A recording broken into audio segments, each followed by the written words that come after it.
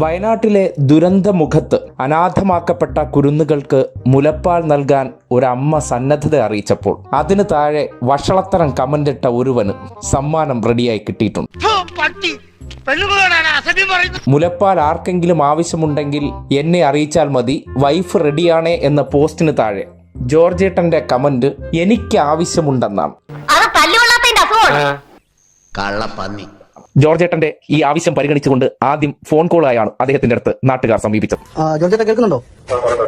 ഒന്ന് പരിചയപ്പെടണമെന്ന് വിചാരിച്ചിരിക്കുകയായിരുന്നു. എന്റെ പേര് ഷെല്ലിനാണ്. നിന്നെ ഞങ്ങൾ പൊക്കത്തില്ലാന്ന് കരുതിയോടാ. അപ്പം അതുപോലെ താങ്കൾക്ക് മുലപ്പാൽ ആവശ്യമുണ്ടെന്ന് പറഞ്ഞിരുന്നു. വേണ്ട കണ്ടാത്തോണ്ട അല്ല, നമ്മളിപ്പോ മുലപ്പാൽ ആവശ്യത്തിനുണ്ട്. അപ്പം ആവശ്യമുണ്ടെങ്കിൽ നമുക്ക് കൊണ്ട് തരണ്ടേ? അബദ്ധം പറ്റിയതല്ല, അബദ്ധം പറ്റിയതാണ് എന്ന് പറഞ്ഞാലും അടിയോ.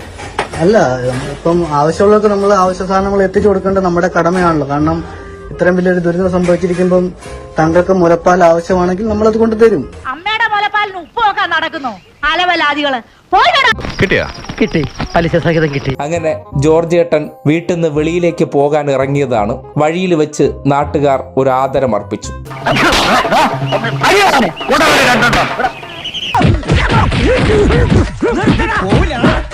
സ്വാഭാവികമായിട്ട് സൽപ്രവർത്തി ചെയ്യുന്നവരെയൊക്കെ വിളിച്ച് ആദരിക്കേണ്ടത് ഈ നാടിന്റെ ഉത്തരവാദിത്തമാണല്ലോ. എനിക്കിഷ്ടപ്പെട്ടു, എനിക്കിത് വളരെ ഇഷ്ടപ്പെട്ടു.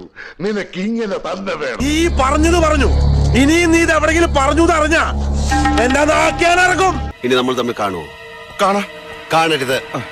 കണ്ട അടി താൻ മേടിക്കും.